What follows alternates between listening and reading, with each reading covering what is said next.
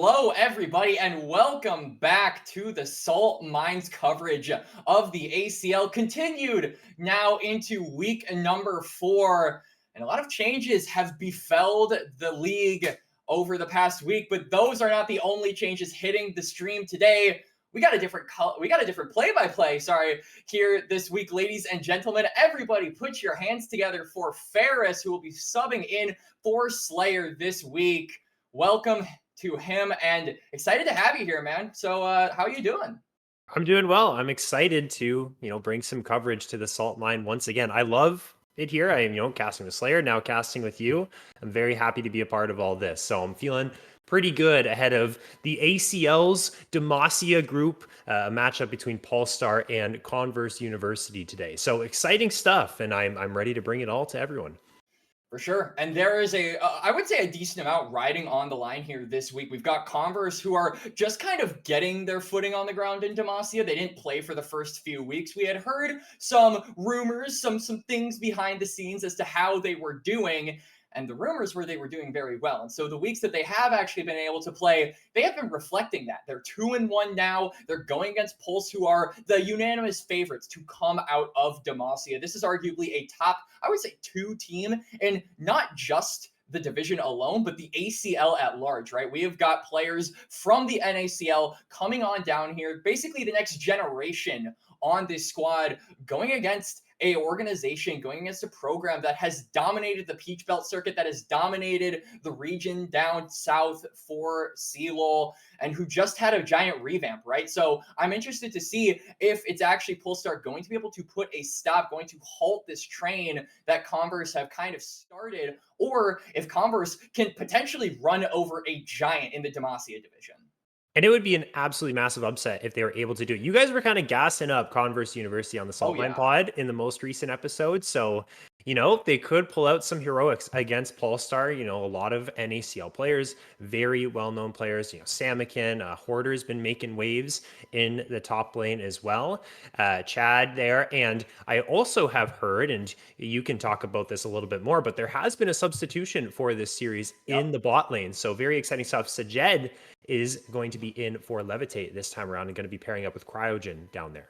So we're getting a little bit of an early look at the Fly NZXT bot lane for 2025. For those of you who don't know, Cryogen was on FlyQuest Challengers, but he was the substitute for Chime. So kind of similar to what we had with Zamudo and Niles. It's a bit of a protege, watching from the sidelines, being able to observe from the bench. And now all of the stuff that he has learned from Chime, all of the things that he has taken in over the summer split of the NACL, he's going to be able to use that here and with his 80 carry for the near future. And Sajed, no slouch in himself, right? This is arguably the second best, I would say, ADC in all of NACL, right up there with Scary Jerry, who a lot of people are saying should be in the LCS. Cryogen really is, I would say, one step away from everybody considering him that tier 1 ready 80 carry. And I'm excited to see what he can do here against a player like Devin, who is, I would say, one big title away himself from being considered a top AM ADC, because he's gotten everything. He has the mechanics, he's got the experience, he's got the knowledge, he's got the positioning, his laning is good, his team fighting is good.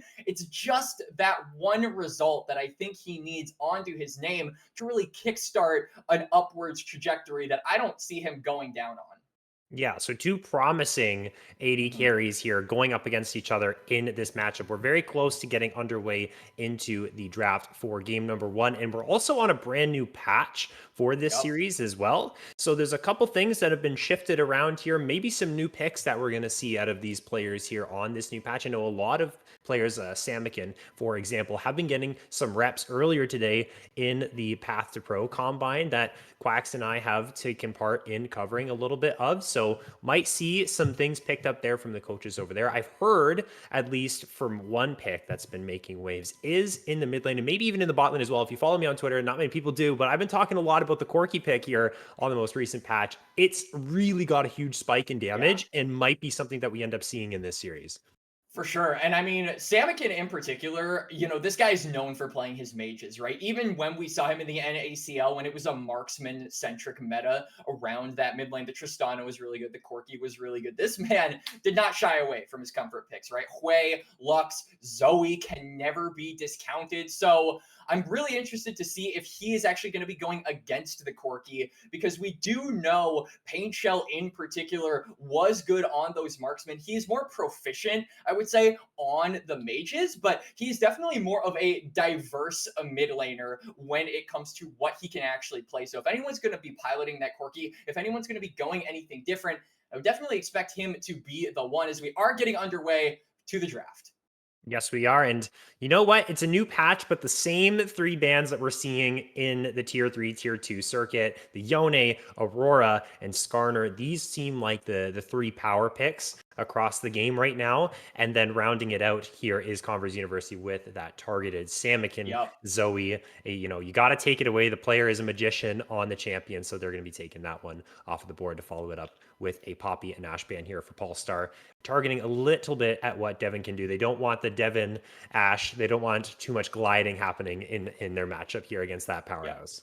And now the Syndra left unbanned as well. We got a lot of very big B1 power picks taken away. That Oh, Corki that you called, Ferris, is just immediately going to get snatched on up.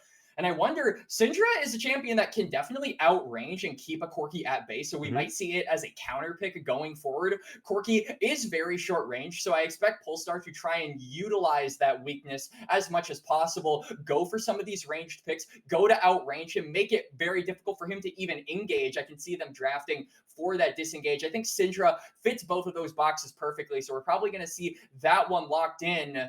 Now, I wonder what we're going to see paired up along with it. We know Chad is a player who really likes to get hit. He's very comfortable being counterpicked. He's very comfortable getting his pieces on the board as soon as possible. So I wouldn't be surprised if maybe we see the jungle put on for B number 2. Xin Zhao is certainly an option, especially against Corki. It is really good. It's also good for creating space for champions like the Syndra, but it's actually going to be the AD carry pick just immediately snatched up there. It's a little bit broken on the overlay, but it is the misfortune.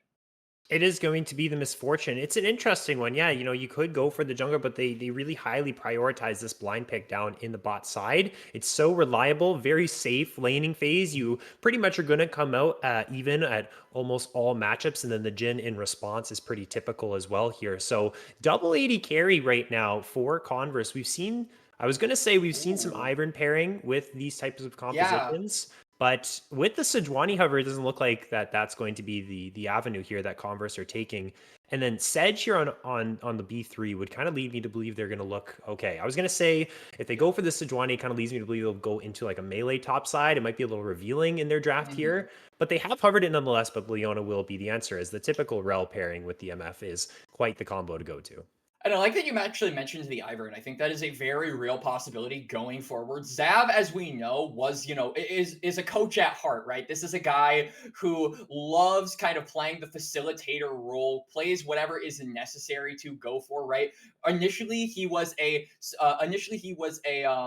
coach not only for Converse, but he was also a coach for Fear X Starforge, a team that many of you will remember as the guys that made it super duper far in the NACL all the way to the finals, and then made it all the way over to Brazil. So really, any kind of boot that you need this guy to put on, he'll do it, right? He will fit the mold to all of your needs. So I would expect him to be very accommodating going forward. That Ivern, a very good shout out. And it's looking like Pulse are also aware that it would be very good to pair it on up with these double marks when they're going to take that one away. And now I'm just really curious to see what they're gonna go for the jungle. The Sejuani, yeah, I wasn't really feeling it because they didn't currently have any melee champions to be able to proc those stacks on the E. So I want to see something that can really play for these AD carries, something that can facilitate them, especially when you don't have that enchanter support, you have that engage. You need something that can protect this backline from getting one shot by the Syndra, from getting destroyed by the bullet time. And so we're going to see what that ends up being. Obviously, the Ivern taken away here from Polestar. And it's going to be actually the Vi ban here. So afraid of maybe the immobility of the Syndra being exploited by the cease and desist and the playmaking potential of the Lee Sin taken away. Although the Viego hover here, Mm. Chad is someone who likes to play the Viego and has pulled it out twice, I believe, in the Aegis Champions League thus far. So Yep. this is a comfort pick for him and something that he's going to want to have to take over here. I mean, Misfortune isn't necessarily your most reliable carry, likes to set up with the bullet time, and if the bullet time doesn't land, you need a little bit more DPS, something that can actually start to take over fights. And I think Viego is exactly that pick for Chad once Yeah. those potential resets come through.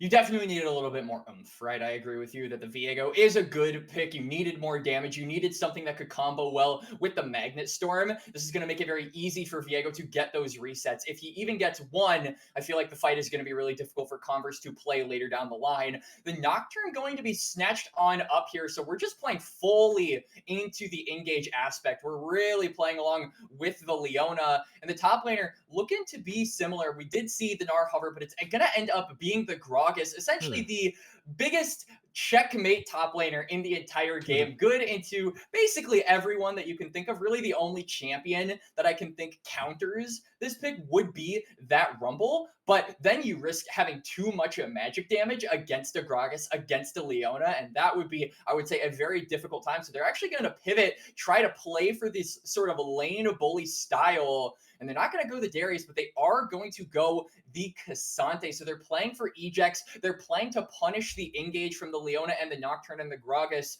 and they want to fight on uneven terms on a lot of these 5v5s.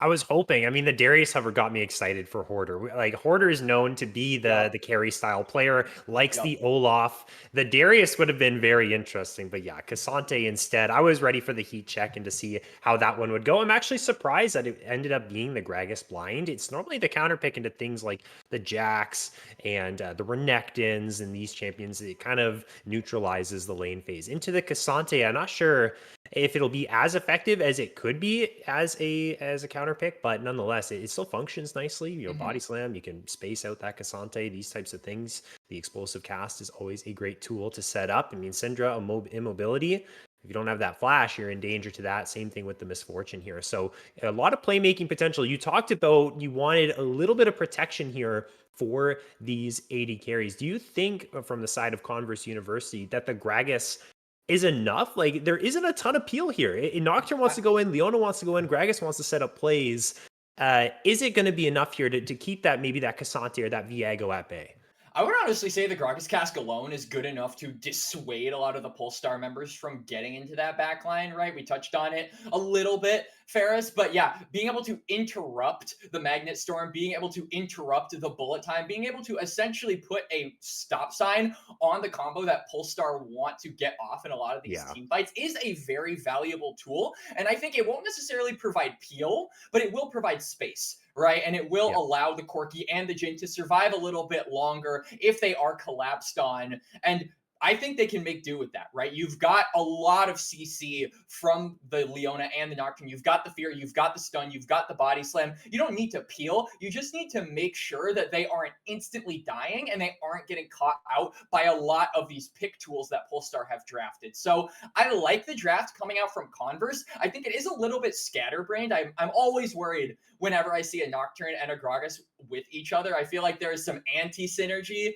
with these champions more often than not. But for me, Polestar also have a few fair amount of issues. In particular, I'm not sure on this Cassante. I do know it is Hoarder. I know this is a champion that he is well versed in. I mean, all top laners are well versed in Cassante, I would say, at this level. But it feels like there is a possibility that he simply gets picked off a lot of the time, right? The amount of CC to be able to lock him down, he only has one opportunity to go unstoppable, and he's not going to be able to block the fear. He's not going to be able to block the stun, the body slam, the knockups, the knockbacks, what have you, unless they all pile them on each other, which I doubt they do. So I think both of these teams very, very cohesive and what they want their drafts to do, but they do have flaws in their own. And these are teams that are high enough at the standings to where I expect them to completely target those flaws and go for the throw.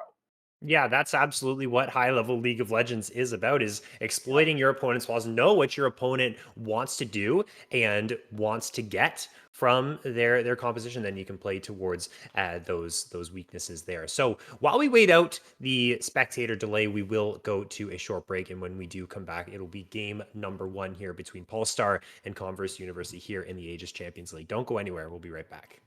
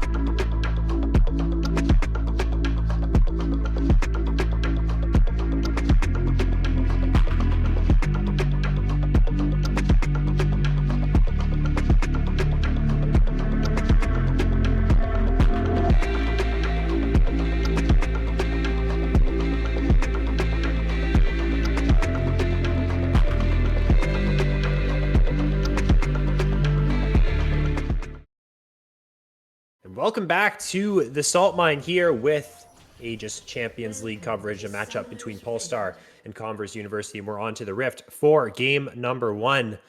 And we talked about it earlier. Is it going to just be the Polestar rollover, or will Converse University be able to put up a fight here against one of the best teams that Tier 3 really has to offer? And we're starting it off here with an Invade, the Zenith Blade there. It's going to connect onto Cryogen, but the Crashdown is going to keep him away there as these teams, they stare back and forth at each other. Just trying to get some information on the level 1. You can see Chad trying to walk up, trying to get the ward, but was spotted out by Ego. So that's actually going to deter him from getting any information. Meanwhile, on the other side, the ward gets destroyed. Good sweeper there from Cryogen, but they place another one. So they're actually going to be able to spot out where this Viego starts. They're going to know that Chad will be on the top side, pathing down. And Viego is one of those champions that is super duper diverse in how he can actually path, right? He can go for the full clear or he can cut early on. He's not necessarily level dependent. He's more of a gold dependent champion. And kills give you a lot of gold, Ferris. So if there is a kill to be had in the bot lane, if the lane is set on up for the Viego, I would expect him to go for something like a 3 camp if it is available. Meanwhile, on the other side, Zav basically locked into the full clear unless it is an obvious gank until he has 6. So that's sort of the strength that we can see here early on from Chad, is the fact that has more availability and more options here for them inside of their pathing inside of the jungle. And you talked about the bot lane. I mean, Misfortune, Jin, these are two champions that love to trade on the wave, just beat the hell out of each other. Rel and Leona are down for that action too. So if there's going to be action, I mean, Chad's pathing down here. We probably will end up seeing something, or at least looks towards this lane, as Devin's actually taken the Dark Harvest here on the Jin. This is something I've been seeing as of late. And a change up here too. We're kind of shifting away from that static Shiv build and more so of the upfront damage, utilizing the Dark Harvest, as Hoarder's taken quite the unfortunate trade here from Ego. Oh my gosh, the flash cancels the auto. Yeah, good fighting there from Ego, abusing the grass procs, abusing the extended trades that Gragas loves so much, gonna force that summoner away from the Cassante and establish dominance on the map here on the top side. Zav, wow, that name tricked me for a moment, is pathing on up there, but it's a Cassante, so I don't imagine a dive to be very easy, as flash from Pain Shell for the time being. So some's being traded across the board, and both teams just itching to beat each other up in this early game.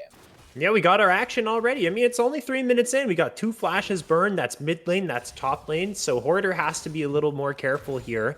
Again, the thing is, though, the Nocturne does want that level 6. So at least for him, he can understand that, okay, well, maybe there's opportunities here where the Nocturne might not actually be around, might not want to punish me here for the no flash. And Cassante, pretty mobile as a champion in general. Pathmaker might not end up suffering too much from the loss there, but we'll have to see. We're taking a look at the minimap right now, and Zav is in the area. So clearing away that Scuttle Crab should just be a Scuttle trade, as Guide of the Weak lands onto Pain Shell, having a pretty hard time. You were talking about it, Quacks, the fact that the Syndra can outrange the Corki. Now without Flash, this lane gets much harder for the side of Pain Shell and Converse University. And Samikin is going to have a way easier time. You can see he just goes for a reset. Isn't really even going to need to expend the TP, but he's going to anyway. Both mid laners actually are. And it just allows Samikin to play a lot more upfront, especially when you see Chad is in the area. This Viego is there to back up in case we see some aggression from Pain Shell. It is immediately going to get punished. But yeah, for the most part, despite some summoners being burned, a rather slow early game, which I have to imagine is how Converse want to play it. They want to make sure Corki is able to scale up. They want to make sure Nocturne gets that level 6. So despite Pain Shell having a rougher time in the mid lane, despite that summoner going down, the current game not resulting in any kills for Polestar means they're sitting relatively happy. It was a pretty fortunate wave state for Pain Shell when Chad was actually around the mid lane with that timer, wanted to look for a regank, but there just wasn't really that opportunity here. But there might be an opportunity to jump onto Ego here in the next minute, as the wave is pretty pushed up. Zav is on the way from base, and Chad right now on the Krug camp, so we could see some action over there. And yeah, right now, Devin, Phantom Star, they're doing fine here in the bot lane. They aren't really in threat of any type of gank, as the junglers are both on the opposite sides of the map, as we see first neutral objectives rolling through. And that leads us to the question of the grubs here. How highly do each of these teams prioritize these first trio? I actually kind of feel like the grubs are a little bit difficult to gauge in this game. You don't have any real, full-on side laners like the Jax, especially in this top lane. Gragas and Cassante are more comfortable just joining up with the team, right? They have those big team fight ultimates. They have the ability to really shift the dynamic of a 5v5 with just the click of a button.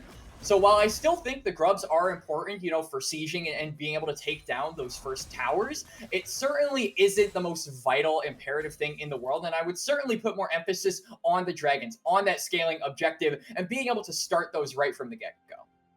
And right now, you talk about dragons. Chad is immediately on to that. It looks like it's just going to be our typical buff for buff trade here. And Zav is in prime position to take that away as we see a little bit of buffering here on the stream. So hopefully, we'll be able to get right back into the gameplay very soon. But yeah, I mean, they have that Drake in their pockets here. And, maybe the one thing about the Grubs is if it does get down to a situation where Pain Shell and Samikin are in a side lane together. Cinder doesn't really like side lanes. She is a little bit more vulnerable there. If the scatter of the week is blown, then you're in prime position to get solo killed there. So then the Corki can maybe utilize those grubs that they're already getting in the game. So I could see in that sense maybe that could be the way that they actually utilize these nice and well. But yeah, I understand what you're talking about here. Very team fight oriented squads, and the grubs, well, they don't really help out too much in that regard.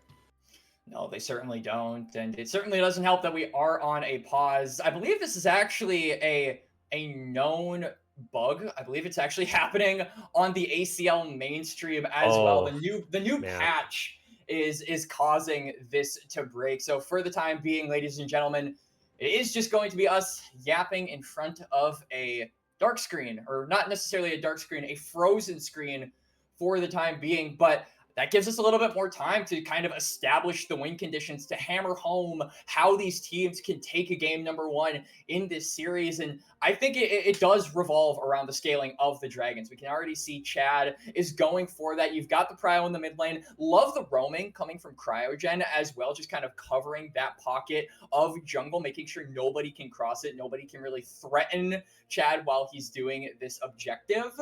And I think this is what's going to really set them up to have a better, I would say, first 14 minutes until we see Ego being able to group up with the rest of his team, until we really see the top laners leave the bird's nest of top lane and get along with the rest of their team.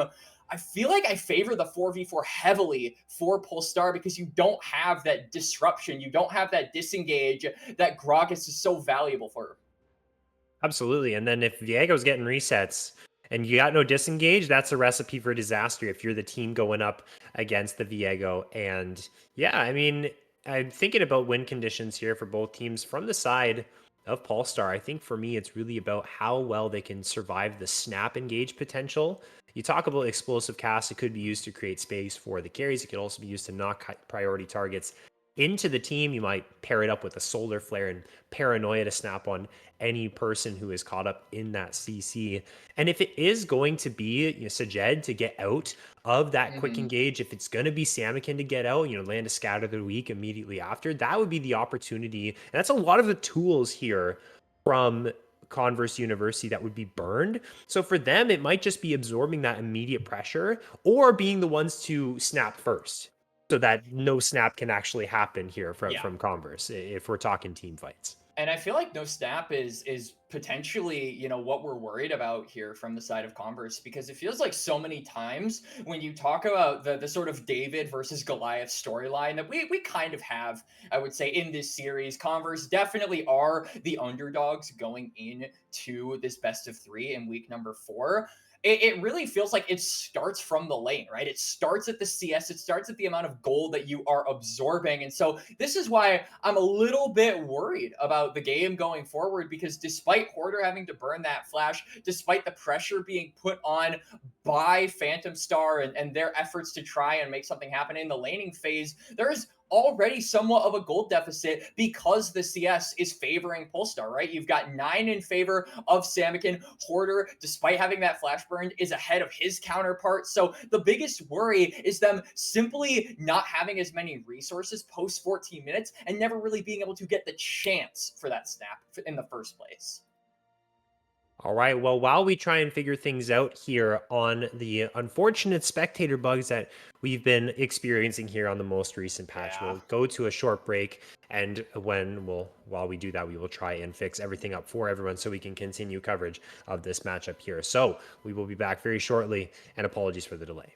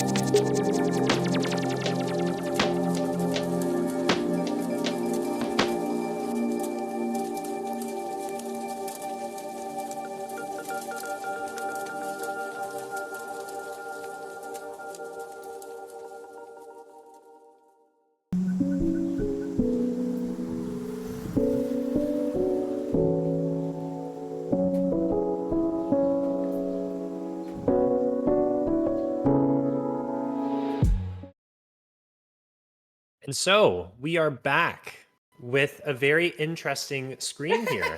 This is not the spectator. This is a POV of Mr. Samikin here inside of the fights and the game, because Riot Games Spectator has unfortunately bugged, like Quacks was referring to before we cut to break. So we're going to be watching the rest of the game through Samikin's POV, and it looks like, at least for the side of Polestar, things have been looking pretty good for him. Yep, we're going to be copying the co-streamers of the Aegis Challengers League for the time being, and just kind of, I wouldn't say, it's an official professional cast more so as it is just us being able to admire Samikin's VTuber above all else, and also the fact that they won the fight and they're getting the Baron. So already, it's a pretty even game in terms of kills, but this is what we're worried about when we compare some of these, I would say, lower ranked teams in terms of seeding against giants like Polestar, where one team fight, one little hiccup from the side of Converse can just completely throw the game out of control for them, because this is what happens, right? One team fight win, they get the Nash, and suddenly the game is completely flipped over. Yeah, and it looks like they have control. I mean, well, here we're going to see Pain shall actually get a tower. So for towers, as towers go, it looks like they were in control. They had, well, no tier twos have been knocked down yet. That mid tier two looks dangerously low of falling. But if I'm just Mhm. trying to accumulate some information as to what the gold lead might be for Polestar, it looks like they have that lead for themselves, and they're looking pretty good as they did. They got that Nash. Pushers coming Yep. through. You see how they use it too. Side lanes, 1-3-1s. I mean, the Dragon's coming up, so they're getting control around there. I mean, it looks like they're just going to grab that. No problems. And I love how they're moving as a unit. I mean, look at you look at the Rel, you look at the Viego, they're going together, right? They're not, chancing anyone getting caught. They're not making it so that there is an opportunity for Converse to collapse on any one member. They're going together. They're making sure they scout out, right? And just establishing vision as a cohesive unit instead of one individual person, because that I feel is how you lose the game as Polestar, right? It's getting picked by the Leona, it's getting picked by the Nocturne or the Gragas, and just dying one by one by one. So I like that recognition. I like that awareness from them to just not let that happen. As with the Baron, they're just going to continue sieging, and it just feels like, again, off that one team fight that we entered the stream on, the game is just toppling like dominoes. This is what happens. And it looks like Hoarder just absorbed so much pressure topside. We saw the paranoia, and Samikin's POV couldn't see anything, so we know the paranoia went down. We saw a bunch of people for Converse on the top side, and that just means inhibitor here. It's 3 grubs, so it looks like it was Polestar to grab that last trio of grubs, and I'm assuming a fight probably broke out around that time, and it Mm-hmm. was Converse who didn't take the better side of that fight, which actually might have spiraled the winning situation for Polestar, but they have 3 grubs. Now they have the inhibitor. That's a lane to work off of, extra pressure rolling through. And you said play as a team, get wards together, make sure no one's getting picked off on their own, and Hoarder avoiding that play. It's huge because now they got all that influx of gold. They've reset. They're just rotating over to the top side. It's the true nature of a snowball. Is it just gets worse and worse in a rapid amount of time with the Baron. Yep. And it's looking like, I mean, Ego is trying to hold the wave. The Baron buff has expired, but I love the rotation that's coming from them, right? In particular, I mean, you saw Samikin was going on over to punish Ego, but wanted to make sure that there was no possible help coming from Phantom Star or Devin. So he kind of walls off that one point at mid lane that connects toward top lane and gets that stun off. It doesn't deal any damage, but it's showing like that where you dominate that part of the map, saying that Converse cannot take control of this side. They cannot move in, they cannot assist, and they're just taking pieces little by little, brick by brick. They're blowing this house down, and Converse are going to try and respond. They're going for Samikin and flash away. That's the engage. I mean, they get his flash. This isn't bad, but it looks like things are happening off the side of the camera. Yep. It's the defense for the side of Converse. It really feels like they're just getting strangled out of all their resources and all of their assets here. They're losing all their towers. There's no real points for them to defend if they lose these inhibitors. So they have to go for just one-time plays like that, snap onto Mhm. Samick, see what you can get. I mean, you don't have many options other than just that. Even if they're bad options, it's better than nothing. So it's Yeah. still not really working out for them. But maybe in a couple minutes time, they get that same type of play. Samick doesn't have flash. It could be an avenue, but Yep. I mean, it's just really, it's only 25 minutes, Quacks. Like it's it's Yeah. it's pretty chalked here.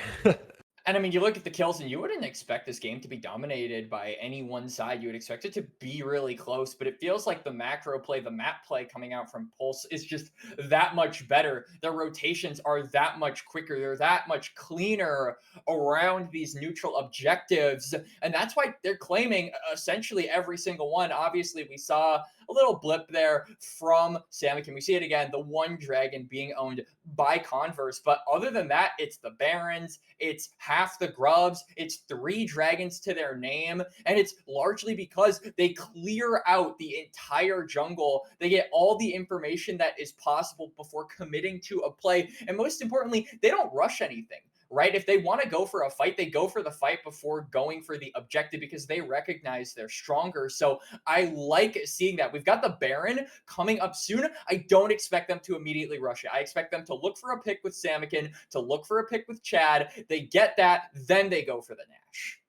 Absolutely. And that way you kill two birds with one stone. You know you're gonna get the Baron, but you want to see if they dare try and step up, because Yep. you'll probably actually end off it, but you might be able to end off on the game sooner if you can kill some people and then rotate immediately there. And this is Well, what big you're talking about. stun. Huge bullet time. Crash out Magnet Storm is really nice as well from Cryogen. They're actually going to try and get onto the Rel here in the front line. This actually doesn't look like the greatest of angles for Polestar. Unleash Power is going Ooh. to completely annihilate the Nocturne off of the map. That's Zavgun, but wait, what is Sejed doing on the other side of the wall there? Chad's going to Oh, join him. This is Sejed. actually a messy fight. Really a solid attempt from Converse, I would say, but I think Quacks pinging on that wave. Yeah, the TP comes through. I think that's the end of the game. I'm not sure if it's the end of the game. I mean, you do have the supers coming in. It's about 20 seconds away from the death timers. The nearest is going to be Phantom Star on that Leona. Actually, yeah, right. He's joined up with Chad. They've got the grubs. They've got the supers. The wave has crashed. And yeah, I think that's it. That's going to be it. That's going to be the Nexus falling in game number 1. So we had some issues here, but we were able to see the result of the game in the end. Yay. They're going to hit onto the Nexus and finish it off. So I mean, you said it. The kills here in this game, they weren't really what you'd expect from these two compositions that kind of get bloody in this game. And you would expect to see more, or at least a bigger gap, if the game was that dominant from Polestar. But they just, again, macro, this team is really talented. David versus Goliath, these are the kind of narratives surrounding this series. And so Goliath ends up taking the first game here. And it looks like they kind of just flex their muscles there in the macro Yeah. sense. I mean, underdogs are called underdogs for a reason, right? It's because they are not the team expected to be the victors at the end of the day. And Polestar, they're here to show us why, right? This is a team stocked full of tier 2 talent, right? You've got players from Blue Otter, you've got players from Fly NZXT. There is so much talent on this squad, and I dare say these players might be the future of tier 2. They might be the future of the sport in general, because all of these players are super duper young. They are very new. 2024 was really the year, I would say, basically all of these guys got their foot on the ground, and they're looking to keep it on the ground against with matches like these. They are here to stay, and it's going to be up to Converse to really change the narrative, try to get something back, and hopefully we don't have a pause in game number 2. Hopefully everything stays together. So that is going to be it for game 1, but we made it through, and yes, we'll keep our fingers crossed as we transition into game 2 and we cut to a break while we do that. But it's Polestar who's struck first, and they look as good as ever. Will Converse University be able to strike back? That is what we will find out after this break, so don't go anywhere. We'll be back soon.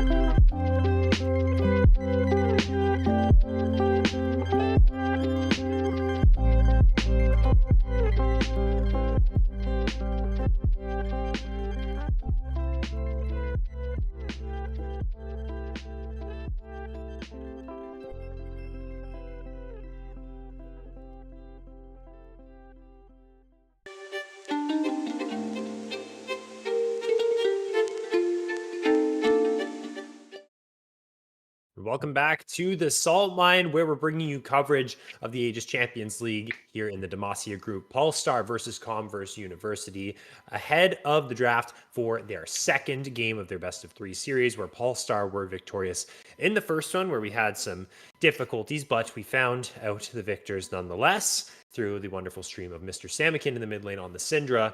And Quacks, it was quite the dominant win there for Polestar, despite it Yeah. not being as bloody of a game as we might have expected. This is just what you expect from the top teams, right? You out macro them, you out rotate them, and every single fight has way more weight to it because one tiny advantage for a team like Pulsar, and they will pillage everything that you hold dear. And that's exactly what we saw. We barely caught it, but they win one team fight, and that was essentially the last fight we had of the entire game. Right before it was just completely over. They win the fight. They get all of the towers. They get the Baron as well. They push out the lanes. They thin out Converse and they push from there. It was a suffocating last, I would say, 7 minutes of the game where it really felt like no matter how hard Converse tried, no matter what they tried to force, even if it was going on to Samkin, burning the flash, utilizing that, lack of summoner spell, that lack of defense for their immobile carries on the side of Polestar, it didn't matter in the slightest. So I want to see more of that punishment come through here in game number 2. And I really want to see if Polestar can close this out in clean fashion, or if Converse have some bite to their bark and can take us to a game 3. And we'll see what that bite is going to be if it actually is there from the side of Converse University. After a game like that, you want to try and clear your head. Okay, we just got completely owned here. Things weren't working. We tried some stuff and nothing was really panning out the way we do. So it might be a game where they just completely shake up their strategy here. But what do you think the real killer was that Polestar was just playing a lot better and they kind of strangled them of all those resources. So I don't know. Do they switch up the strategy here? What is it, a composition problem? Were they not executing correctly? How does Converse University actually muster what they need to take down Polestar? They can't just use the power of friendship, can they, to knock down this Titan? There's got to be something else here. There certainly does. And I think them going onto red side, we are getting the vibe that they are going to be playing for some changes here in game 2. They are, like I said, on red. Pulse are on blue. It doesn't say that in the overlay, but that's just what it is. If it wasn't obvious with the Zoe ban already, as we are firing through the bans, the Skarner, the Yone, the Hui, most likely going to follow up along with the Aurora and the Zoe. And I'm interested to see what Converse use as that last ban. Probably something like a Syndra, maybe an Ashe, just trying to deny a lot of these B1 power picks. But you can only choose one. And I imagine between the Ashe and the Syndra, whatever isn't banned is going to be snatched up. Oh, it's going to be that Ari band to come through again, targeting that champion pool of Samikin. And last time for Converse, it was the Ashe.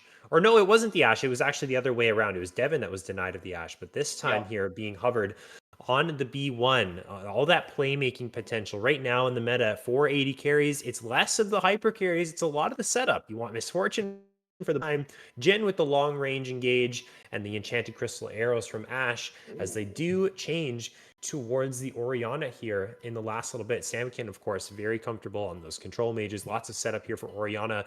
Does this mean they try for the Nocturne combination that's been ever so popular here, or do they just ditch that and go for something else?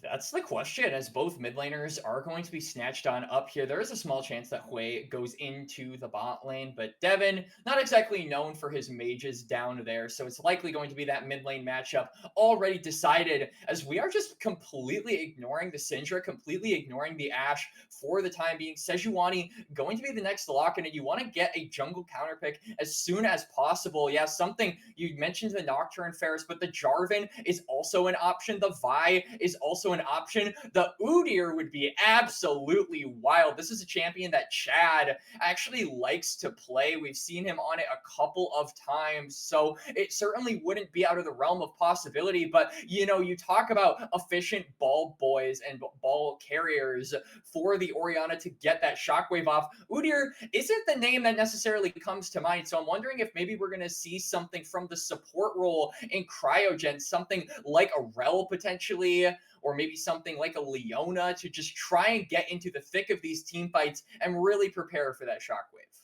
Well, with this hover, it looks like it actually might just be Udyr Udyr top. top for Hoarder. And I think, I mean, you said it, Quacks, the ball delivery system from the Udyr is just not it, really. There You're we go. running straight at people. They see the ball there and say, we're staying away from that guy. So Vi, I mean, that's not your premier ball delivery here. It's a little bit more difficult, but I mean, cease and desist, it works. So it's going to be the Udyr top blind. And so we'll see what the response is from the side of Converse. I mean, they hovered that in our last game. I Castante as well. What are you thinking? I really like Renekton. You've got 3 shields. You know, you are able to bully out Udyr in the lane phase. You've got that big team fight, Wrecker. And overall, I would have liked to see a Renekton, but Gnar still has its uses. You're still playing a range top. You're still playing a disruptor. And when you've got champions like Udyr and Vi, whose primary goal, whose sole objective in not just the game, but probably in life, is to run at your team and kill the backline, I think Gnarshove has a lot of value. The CC that he brings to the table can be really good if used effectively, but it's just a matter of being able to get Ego onto the map, because this was the issue Converse faced in game number 1, where they wanted to go for these 5v5 plays. They wanted to go for these team fight-esque comps that rewarded them going for, sticking together. They didn't really get to stick together for a lot of the game. By the time they got all the members together, the game was so insurmountably against them in odds that no amount of wombo comboing your ultimates could really save them. No, and now so maybe back to the basics here. Something that's things that are reliable and what you can really get things to start working and just get some plays going in your favor, because it feels so horrible to play a game like Converse did in that last time round. It just doesn't feel good. Nothing's really working. So even if you have to compromise a little bit, you're picking the Hui and the Gnar with Sejuani. Again, things are sometimes not the most perfect when it comes to drafts, but if you can get things done with these champions, then that is really just the main goal here, especially backs against the wall. You're playing against such a good team like Polestar. Yep. You don't really have much to lose. Like, the world is not expecting you to win here. So you lay it out on the floor and see what happens here. And this is going to be the Xayah now locked in. That anti-dive into the Vi is solid stuff here from Converse. Yeah, this is a really good read coming out there from Converse. I'm actually interested to see what else they've got in the wheelhouse from Disengage. This is something that we saw, I think, FlyQuest really perfect at Worlds. Things like the Urgot were really their go-to when it came to all these teams just going for a straight-up bum rush. Obviously, the top lane has been picked, so we're not going to see that this time around. But we might actually see the Vayne. I'm interested to see if this is actually going to be locked. We saw this from Shogo last week on Ole Miss, and it's going to be the move coming out here from the side of the blue side. It's going to be Pulse picking up that Vayne. Now, what are they going to pair up with it? Vayne, very versatile in which champions she can play within that support role. We're seeing all sorts of hovers here from Cryogen. And honestly, if they go Yuumi, this will be the most based pick ever, because this is what we want to see. We want to see the bot lane of Pulse, the future prospects of Fly and ZXT, get their hands dirty and go crazy in the laning phase. And Nautilus is exactly what you draft if that is your game plan. So I love this coming out from a Pulse star. I like what we're seeing in the realm of Disengage still, just trying to pad those initial spells that Pulse have drafted to go for those large chunks. The Braum Unbreakable going to be very valuable, paired up alongside the Xayah, the Sejuani, and the Gnar. So it's a classic game, Ferris, of engage versus disengage. And I love this Vayne pick so much. Normally, I'm such a Vayne hater. This champion feels like she's been unplayable in bot lane for years. But the thing that Vayne also provides here in this game, not only is it the tank killing ability, you're up against the Mega Gnar, the Sejuani, and Braum, but Hui does not like champions who move quickly. A skill shot reliant champion, Vayne is going to be tumbling everywhere. She can tumble away from Xayah Blade Caller setups. So that can be annoying to work with here, can dodge away from Braum's concussive blows, the startup with the Q, the Glacial Fissure. She can be tough to lock down, and she inherently counters a lot of the tanky champions that are here drafted for Converse. So honestly, if there was any game for Vayne, I honestly think this is a pretty insane cook from Polestar. Even into the Xayah, you don't get abused as much because of your low range. So that just hypes me up here for this matchup, and we'll see. I mean, you talk about Sajed and Cryogen, future of the North American League of Legends bot lanes here. This would be, this is a bot lane where it's like, if Yeah. you pull this off, you're next up, right? Like this is a tough champion to play. She's like the true ADC. She's been out since, the dawn of time, tumbling everywhere, making plays. So I'm excited to see how it actually pulls out. And it might be an overcook here. So at least for Converse side, they have the opportunity here to maybe pull off a game 2 upset. Mm-hmm. And I like that you mentioned the sort of cryogen, the duo of Fly and ZXT, Sajet and Cryogen. We're getting an early look at them, and this is the kind of bot lane that I think is really going to test their cohesion as a unit going forward. Because Vayne, although yes, is a big solo carry, can really flash and dash and tumble and go invis around the fights. A lot of movement options are available for Vayne simply by herself. It's going to be up to Nautilus to dissuade a lot of the engage from Converse, right? To get away that Sejuani, to get away that Gnar, and allow Vayne to free hit. And I like your analysis, Ferris, on saying that Vayne is actually good into this comp, but I would add on to that she is also really good for dealing with these frontline threats, right? You've got the Gnar, the Braum, and the Sejuani that once you get 3 items, you're going to be shredding through those health bars. It is going to be squishies and tanks. They are going to get silver bolted down indiscriminately here in game number 2, should we see Sajed leave the laning phase in a somewhat okay spot. So it's a bit of an ego draft, I would say, coming out from the side of Polestar, and they don't even have the player named Ego on their team. But goddamn, is it going to make for a hell of a spectacle?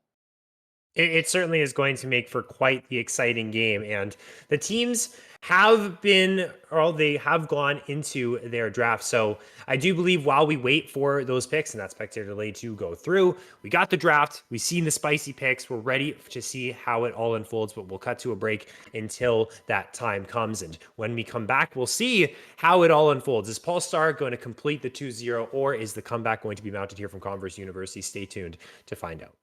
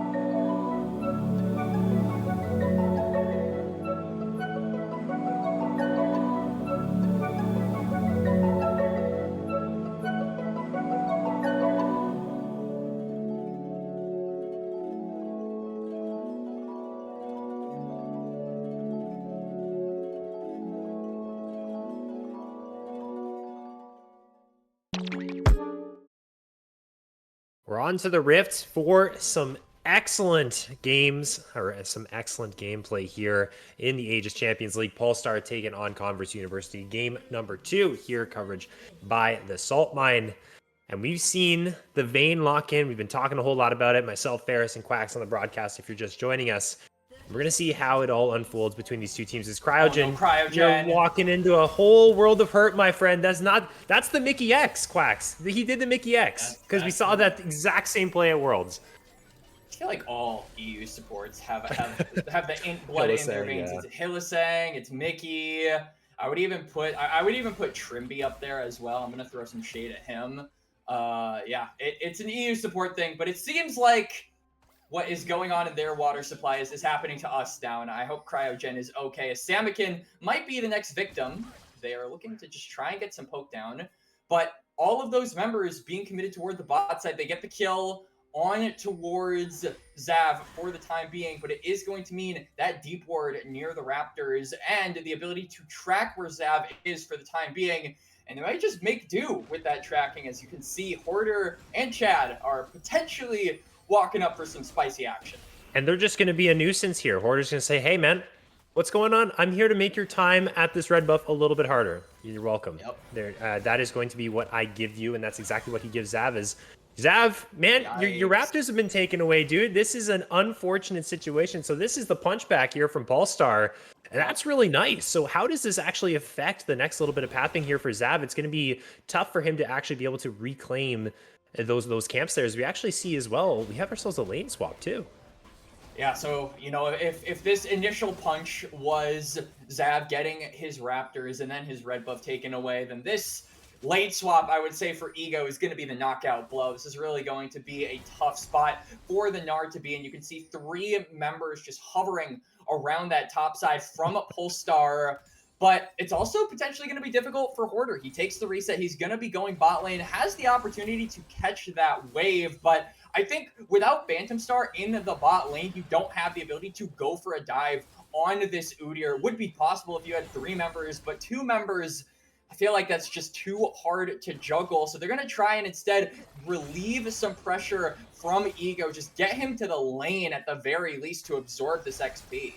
Yeah, the XP is the most important part, but they're just going to go for the dive here anyways. I assume Ego is going to be the target, but Phantom Star, excellent usage of the Unbreakable Shield to make sure that that dive actually doesn't end up working. So a little bit of wasted time from the side of Polestar, but Samikin has to burn the flash in the mid lane. The flash forward from their Pain Shell here, and they actually get the kill anyways. So that's a really solid follow-up there from the side of Converse. Really good pathing there from Zav. Takes his bot side and then manages to wrap around, avoids that ward you can see by the Raptors, and manages to secure that. They burn the flash from Samikin as well, which means that we might see some revisits coming out from the Sejuani. Obviously, we saw the flash burn from the Hui as well, so I think an opportunity for Chad to go mid lane there is equally as likely.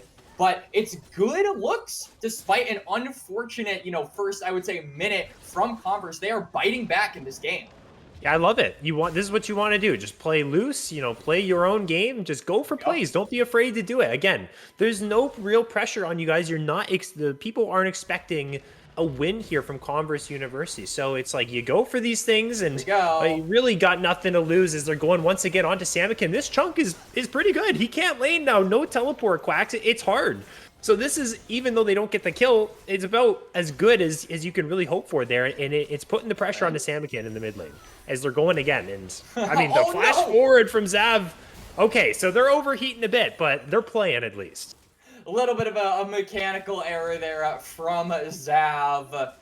But at the end of the day, it is still pressure onto Samikin. But my big worry now is the Hui. You can see Chad wrapping around. The pings are coming out that they know he's around the wolves and just looking to get aggressive on this side of the jungle. So I'm wondering now, with Phantom Star in the area, with Devin in the area, if maybe there's a chance they can spot out the Vi and just try to put a wrench. Yeah, they're pinging. They're going over. They might just catch him out. He does have the flash, but he's being surrounded on all sides. Channeling the Vault Breaker, but that's going to be canceled by the fear from Pain Shell. And you're a visionary, Quacks. I don't know what else to say. You foresaw everything that just went down there, and Chad gets punished inside of the enemy jungle.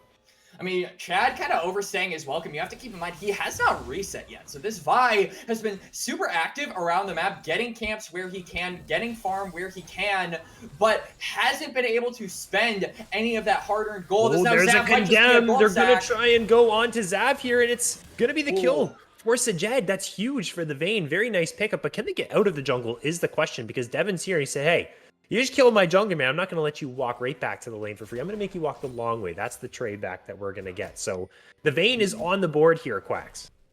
Vayne on the board, but now has a very perilous journey ahead as he's going to walk back to the lane. Has to go all the way around, though. So it is going to be some return gold, some return experience toward the way of Devin. At the end of the day, it's gold over to Sajed. But I still think for the time being, it's a relatively even stay in the bot lane as it's a flash burn. That might have just turned the pendulum toward the way of Polestar.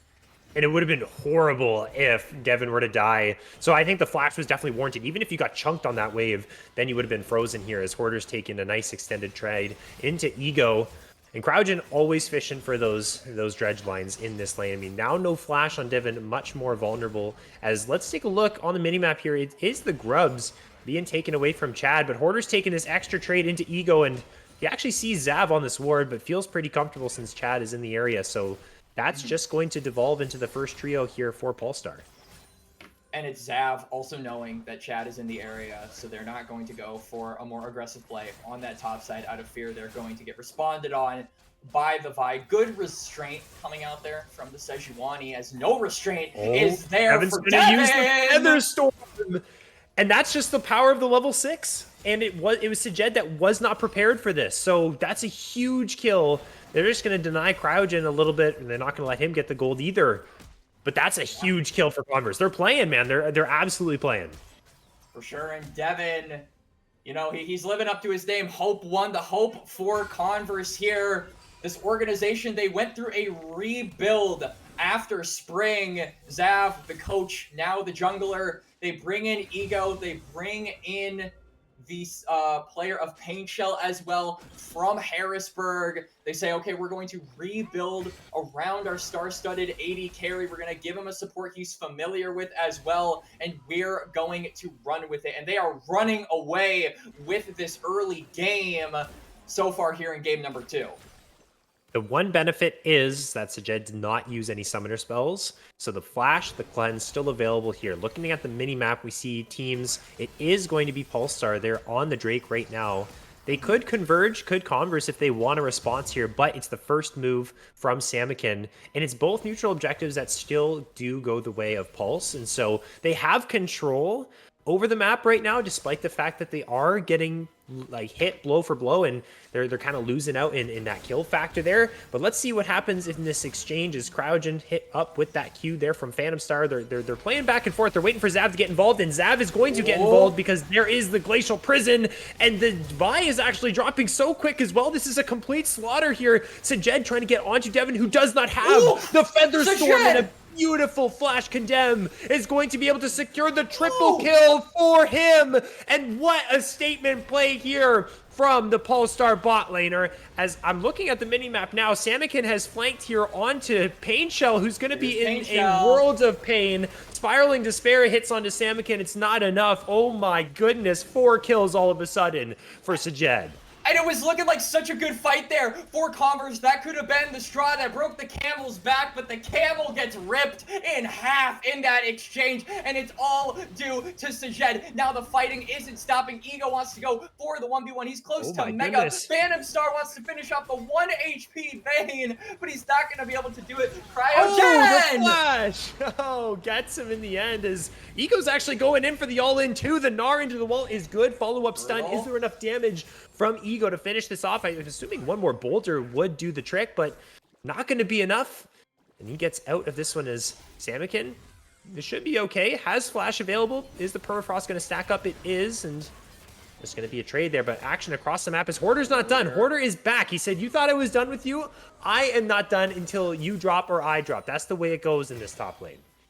And he had the Empowered Turtle as well, forcing Ego to back on off. But man, this game that we said was so in control for Converse. Sure, the objectives, the grubs, then the dragon, they went the way of Pulse, but nothing was done that couldn't be undone. Now, it feels like you are a child having to deal with that one knot that simply you can't untie. This is a position from... Oh no, Sajed is in trouble here. Featherstorm will set up the Blade Caller and he disappears to the damage.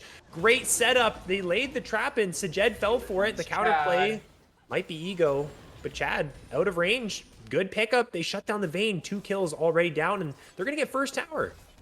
I mean, this is a big reward in and of itself. It puts Devin at such a good position, but by doing this, by getting this extra safety on the bot side of the map, you are sacrificing your top side, you're sacrificing the grub, so it is still a monopoly in terms of objective. Pulse going to get the 6 grubs. They will have the side lane active. Hoarder, very known for being a good side lane player. He's good on the Jax. He's good on the Olaf. He knows how to play 4-1 compositions, and on champions like an Udyr, it is very prevalent as maybe another pick. Sajed, my guy, well, you gotta stop getting into these situations. What's going on?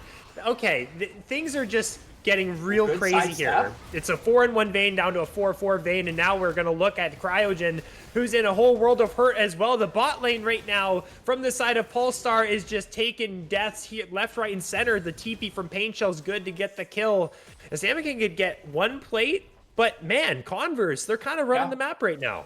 I mean, it was the triple kill. We said it was a difficult position for Converse to be in. They shake that one off. They take a deep breath. Maybe they touch some grass while their death timers run out.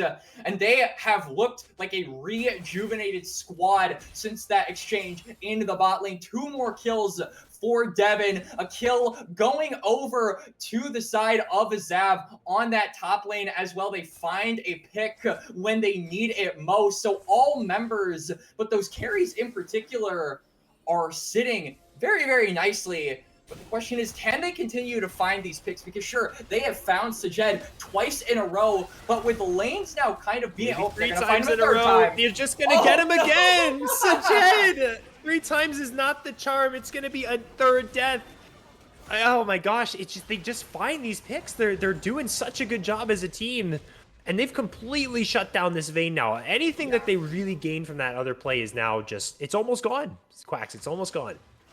And with that kill, with this numbers advantage that they have going for them, not only that, but they also have the TP advantage for Ego, which will be really important in the next 30 seconds as the Dragon is going to be the next objective on the map. This would be the first neutral owned by Converse, and something that they desperately need to get a foothold going into this mid game. Plates are about to drop. Side lanes are about to become a lot less prevalent.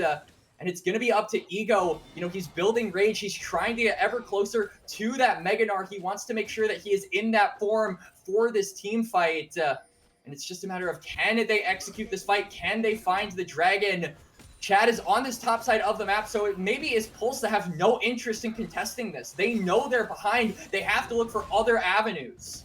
That other avenue might be Ego, but going to jump away on the Mega Gnar. Yeah, it's the full concede. If there's another fight, another death here for Sajed, I mean, this Vayne is just being completely suffocated of all experience. It's an entire level lead right now for Devin, and they are feeling very happy about that one. So I think this is very smart. Let's tone down the pace, says Polestar, because seriously, things were getting a little bit too out of control. The Vayne was getting punished a little bit too hard.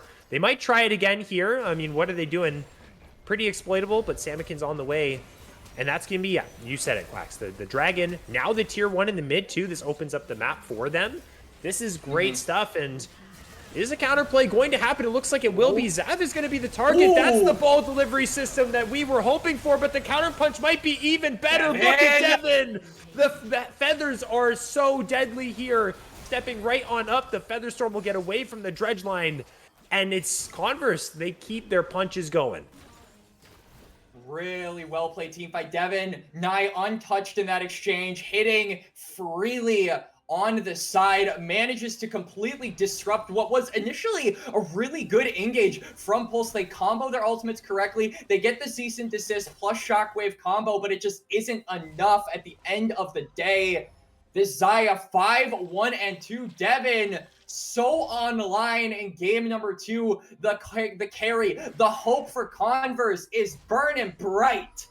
It absolutely is. You could see it. It was blinding you. That fight was perfect for Xayah. Everyone jumps in. If it's not Devin, that's the initial target. It's Devin that is going to be your downfall. You are setting yourself up to get hit by this blade caller. It does so much damage. Now you're rooted here. Your engage has been thwarted. They tried to go onto the Sejuani. It's not really the optimal target for that. Let's see if Samikin can get out of this situation as Phantom Stars found himself a flank. Gonna start stacking those concussive blows, but look how fast Samikin is, man. That is a quick robot able to strut their way out of that situation. They established the presence on the bot side of the map. It's going to be difficult for Samikin to walk up here. Does have the flash available, and you can kind of see Cryogen is off to the side. But with so many members being committed, it means Polestar going to take control of this top side. They are going to sneak away this Herald. I feel like this is a part of the game where you should not be able to do that. The Jed has hit with the Glacial Prison, but has flash, so this time it won't be dropping to the many-man mission to take down the Vayne. They're going to spot out the Vi here on the Rift Herald, but Hoarder's here to escort. It's a whole lot of people, but they have a tier 1 tower in the top lane to protect them. They have full control around this jungle. Okay, now, Sajed, you don't have flash here, my man. You're posturing a little aggressive here. Goes into the final hour, but hits hit up with the CC, and Devin gets another kill. Unstoppable is the AD carry, that burning light that you said, Quacks, for Converse University. And now I'm wondering what Converse are actually going to do. They get the kill. They have the numbers advantage. You can see Hoarder is moving on up toward the bot side, so they're going to rotate to the top side where they have had a stark lack of vision over, I would say, these last 5 minutes. They're going to establish presence there, going to push the wave in, try to get the turret. And this is where the tricky part for Converse comes in, right? Because you didn't take any of those grubs. You don't have that Herald. Taking these towers when you are contested, like what Polestar are doing now, is not as easy as you would think without those neutrals in your pocket. So they just get bullied off. They get dissuaded from taking that tower. They don't have the foothold yet to be able to own this part of the map. So it's a kill, but they don't get anything for their efforts at the end. They get Ego's TP to hold the push from Hoarder. I feel like with this momentum that Converse has, we're building up for going to be quite the long game and the very close game, because you have to believe at some point it's going to be Polestar that's really going to start to lock in here. They're going to get their bearings. They're going to understand what they're doing now, and then they're going to bring it back, and that's when the close game is really going to happen. So I'm locking in here, Quacks. I'm ready for an absolute banger between these teams just by the way things have been going, unless it is Converse to really just pull through and slaughter this game. But we know how good Polestar is and how controlled that they can be based on the last game too that we saw. So this could be in for the long haul here between these two. And for Polestar, they really just got to slow it down and just kind of protect this Vayne from all the chaos that's been erupting around the mid lane. And what's a longer haul in Summoner's Rift than the river? And what is in the river, Ferris? It's the dragon. Coming up in about 45 seconds. The eyes and the prize are all on that bot lane. So both teams, you can see Ego and Hoarder are clashing to just try and establish priority on this side of the map. I would like to see maybe some movement come out from Converse. They've got the push in mid lane, the ability to rotate some of these members down. They could potentially punish Hoarder. If not get a kill, they could get that ghost off. They could potentially, make him TP early. But with how low Ego is, it might just be a dive from Hoarder. Holy crap. It's gonna be the dive. Hoarder might get the best of him. The locket though is huge. The locket of the Iron Solari from Phantom Star. I think he flashed to get in range too for that. That is the love and the support that you need from your support players. Where are those supports in solo queue? I need some of those right now, because that was just absolutely gorgeous heroics from Phantom Star. That was a selfless move if ever I've seen one. And the Dragon going to be next on the radar for Converse. They will be able to pick that one up, and they will be able to actually stop the charge from Chad. They get that topside turret. Polestar, again, putting their foot across the map. Anytime Converse make a play on one side, they go to the other side, they own that side of the map, and they get objectives. If nothing else, it's a consolation prize at the end of the day, meaning that Converse, although they are the ones making these proactive plays, it's Polestar making the reactive plays that are keeping them in this game and keeping them close in gold. It's dead even in gold. It's 100 gold that separates these two teams. And that's just a testament to how well Polestar have been able to move on the map. And hey, Sajed hasn't died in like the last 4 minutes here. So things are looking up pretty well right now. Not trying to flame here, but it was getting really chaotic around that mid lane. Yeah. And now he's been able to accumulate a little bit of gold here. He's within 10 CS of Devin. Of course, Devin, let's look at that Xayah, 6-1, an absolute monster here inside of this game still. If they can get that shutdown, can Polestar, that would be something that might spearhead their comeback and really start to mount the turning of the tide. So this is really just one of the most important mid game as we roll into it, as that's going to be a Glacial Prison missed. Cryogen's the target, going to get the depth charge and disengage away from Devin and escape out of that situation. They get some damage onto Cryogen, and I like the restraint coming out there from Devin. You very easily could have committed that Featherstorm for the kill, but that is really your biggest lifeline in this game. Sure, you've got Phantom Star, sure, you've got Ego, you've got a lot of disengage tools from your comp to be able to keep you safe, but that Featherstorm is your biggest ally. You've got to make sure that unless the kill is guaranteed, like we've seen a couple of times, he's used it on Sajed to, secure those gold bags and those kills. You've got to make sure that every other time you're using it defensively. You're using it because you are the big target that all of Polestar want to kill. Chad is walking up aggressively, trying to bait out that Featherstorm. And that's basically the name of the game. It is a game of chicken for this Xayah for the time being. Until we can see some more support items from Phantom Star, I have to imagine it's going to have to be Converse, their strong carries, just playing defense. That is really just the name of the game. They're just constantly doing it back and forth. Can we get this Featherstorm? Exactly like you said. So huge here. And it's the little mini game that's being played by both teams, actually. Let's looking at the items now. We have Sterix completed for Chad. A Rage Blade now done for Sajed. So a little bit more tank killing power, some more DPS rolling through for that Vayne. And I assume the next big item here for Devin either going to be that Infinity Edge or that Last Whisper. 3 items is really when that Xayah is going to start to get online, as Cryogen has to flash, but that flash isn't going to get you anywhere. Spiraling Despair is good. Zav gets the kill. Converse, they go up 1-0 on the map. What can they do with this momentary power play? Stamikid is caught up by Phantom Star, but Phantom Star doesn't have a teammate next to him. They're instead going to try and go for Chad. They found him. There they go. Glacial Prison is good. Chad flashes over the wall to escape. They get the flash off of the Vi. Side. Phantom Star is here. They should be able to waltz it back to their tier 2 tower. Did we just see a shockwave come through? We did. No fatalities on the follow-up play. But the pressure here from Converse, I mean, this is good. This is what you want to see. They're putting it onto them, and they're trying to get something here out of the lead that they have with their AD carry.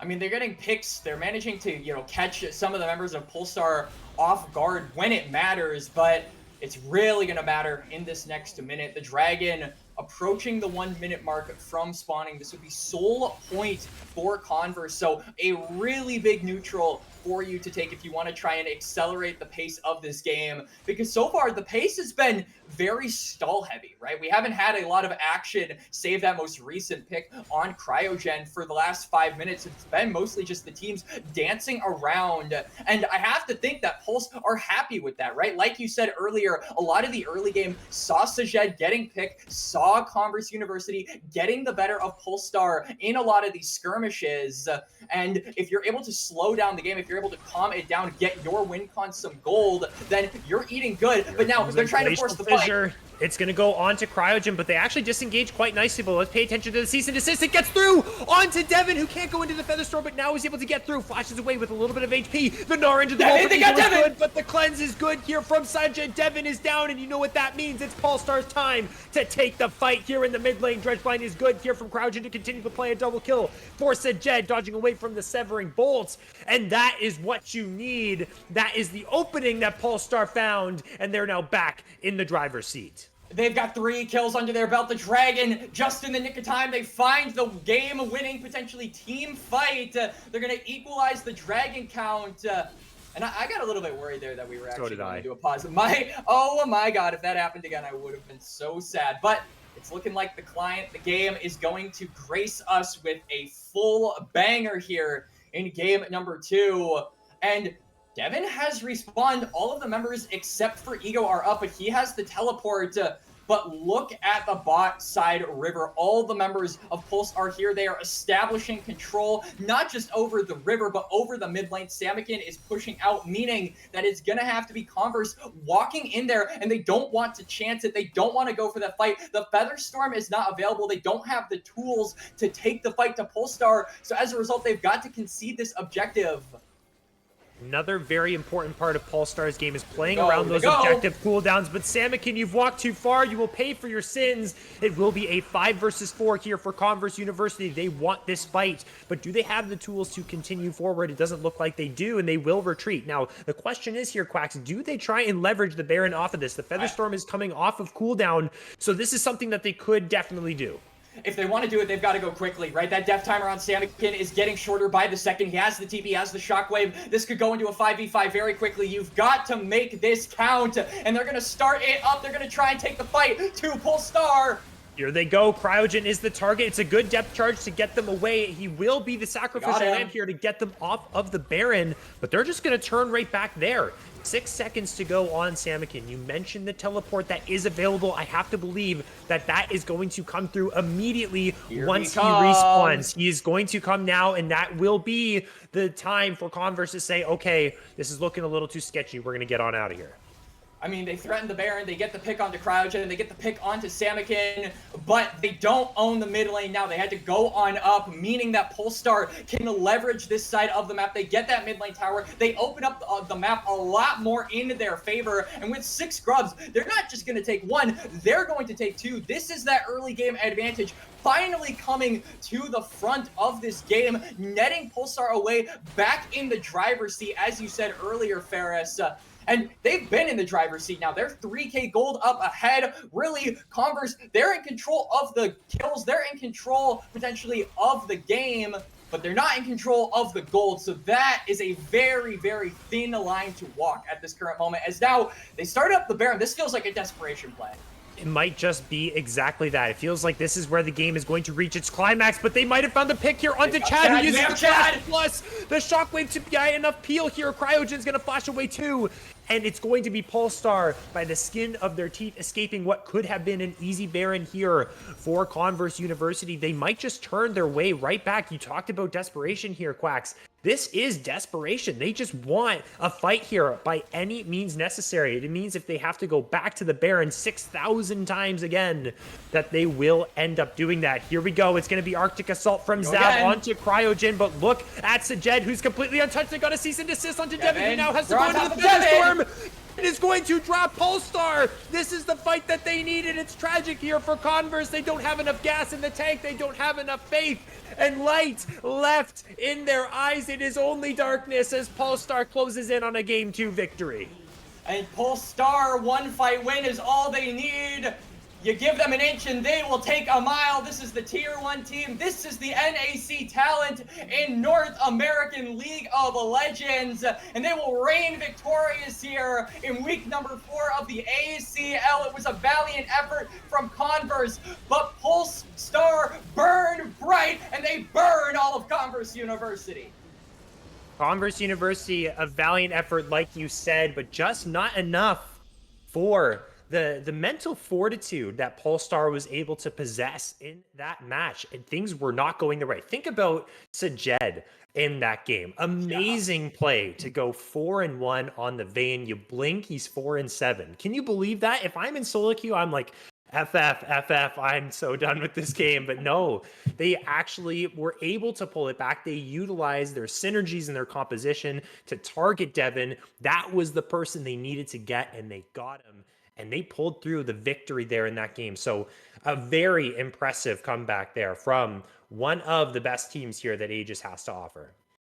And I mean, it is a win for Polestar. I think they were unanimously the favorites going in, and they unanimously had a dominant performance, but I still got to give flowers over to Converse. And Devin in particular was such a focal point of discussion here in this series. He had so many pop-off moments. He really was the light in the darkness. He was the hope of Converse. And you have to keep in mind, we're only halfway through the season. There is a very real chance that Converse, despite losing losing to Polestar can upgrade and be a top team going into those final weeks before playoffs. And I certainly believe it. I think with what we saw here today, it is a very real thing to see Polestar level on up and take the fight to Demacia. That was quite the win for them. 2-0 now. They are going to be at the very top of Demacia. They are at the very top of Demacia.